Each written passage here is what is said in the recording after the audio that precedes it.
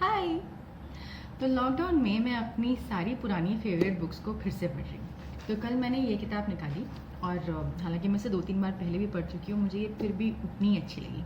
तो मैंने सोचा कि इसके बारे में कुछ आपसे शेयर करती हूँ। तो ये किताब है जिसका नाम है जिया जले, द स्टोरीज ऑफ सॉन्ग्स। इसे आप एक लंबा इंटरव्यू समझ सकते हैं गुलजार का, जो कि नसरीन मुन्नी कबीर ने लिया है, जिसमें गुलजार अपने गानों के बारे में बात करते हैं। अब नसरीन मुन्नी कबीर की एक और किताब है मेरे पास, in the company of a poet.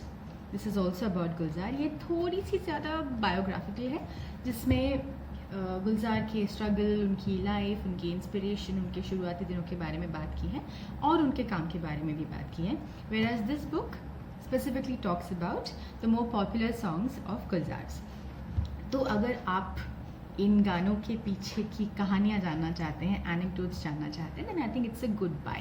It doesn't go into a lot of detail, but देखिए इतनी ही थिकनेस है किताब की और गुलजार ने करीब 1000 गाने लिखे हैं, तो बहुत ज़्यादा डिटेल में नहीं है, लेकिन कुछ बहुत इंटरेस्टिंग बातें आपको पता चलेंगी, जिससे जो गाने आप सालों से सुनते आ रहे हैं, जो गाने आपके बहुत फेवरेट हैं, उनसे आपका रिश्ता थोड़ा सा और गहरा हो जाएगा।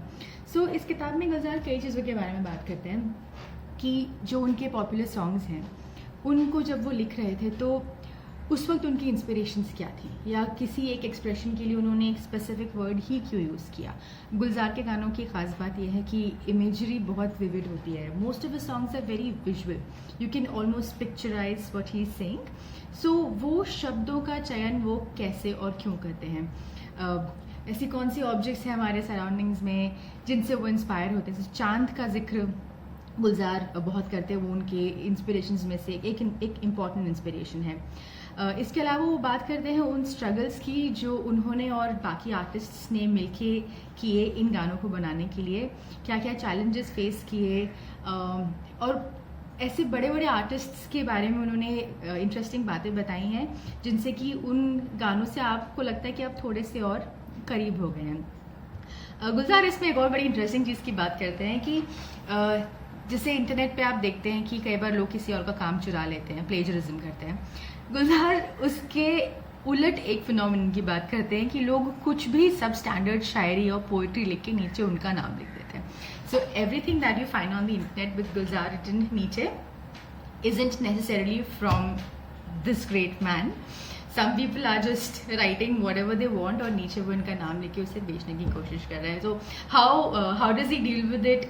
ये बात कब और कैसे कैसे उन तक पहुंची, उसके बारे में भी वो इस किताब में बात करते हैं। तो ये तो बात हुई गानों की।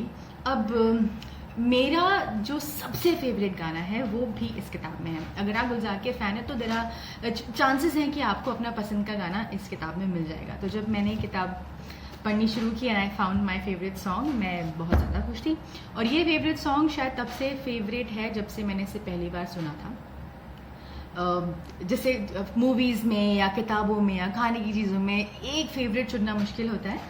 When it comes to songs, I know this is its always been my favourite.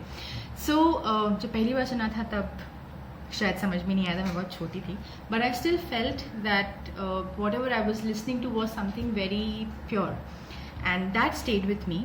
और उसके कई सालों बाद जब मैंने गाना फिर से सुना और I had more maturity to understand it and interpret it my way, then it started meaning something very very valuable to me.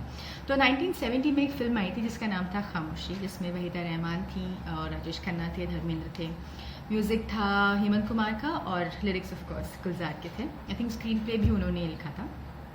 तो उस फिल्म के लगभग सारे गाने बहुत अच्छे थे, बहुत पॉपुलर भी हैं, बहुत पसंद किए जाते हैं, लेकिन ये एक गाना is just extremely beautiful and it's remained my favorite since then. तो वो गाना है हमने देखी है उन आँखों की महकती खुशबू।